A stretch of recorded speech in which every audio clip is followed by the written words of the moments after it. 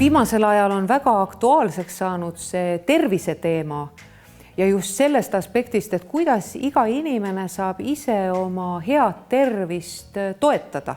Kui mõelda selle inimese füüsilise keha peale, siis tegelikult see keha on ju imeliselt paika timmitud justkui biokeemiline labor, kus keha temperatuur, happealuse tasakaal, erinevate mineraalide, erinevate ioonide tasakaal on väga-väga täpselt paigas ja selle tasakaalu säilitamisega inimese keha saab suurepäraselt hakkama.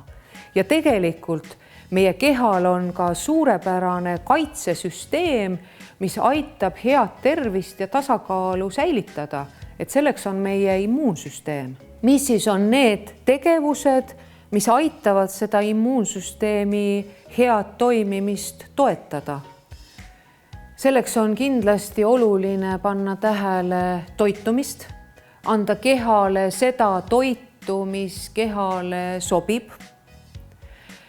On oluline liikumine, füüsiline aktiivsus ja just värskes õhus liikumine.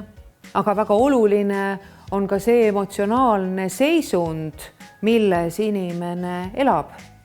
Ehk võime öelda, et kõige suurem immuunsüsteemi vaenlane või kõige olulisem immuunsüsteemi nõrgestaja on tegelikult hirm. Sest ega me inimesed oma reaktsioonidelt hirmutavale olukorrale loomariigist väga palju ei erine. Ja tegelikult on meil hirmuga hakkama saamiseks kasutusel 3 erinevat strateegiat. Need on kas võitle, põgene või teeskle surnud.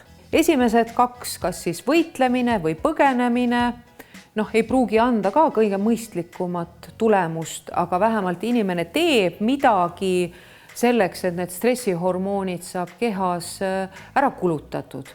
Aga kui inimene valib hirmu olukorras selle 3. strateegia, selle, et ta ei tee mitte midagi, et ta hirmu mõjul justkui tardub või hangub, et siis juhtub see, et kehas ringlevad stressihormoonid jäävadki kasutamata ja nad jäävad füüsilisse kehasse ringlema ja immuunsüsteem selles olukorras ei suuda enam keha kaitsmisega hakkama saada.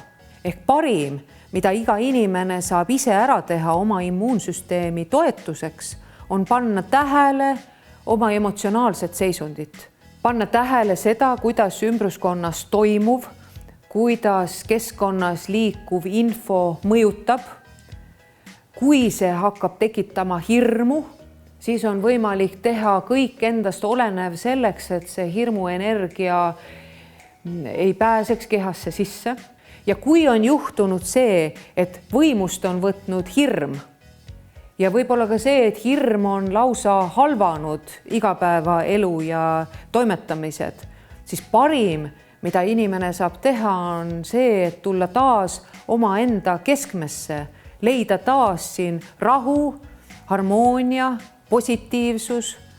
Ja kui meie elus on lootus, meie elus on elurõõm, kui valguskiir seal tunneli lõpus paistab, siis tegelikult see on parim toetus immuunsüsteemile.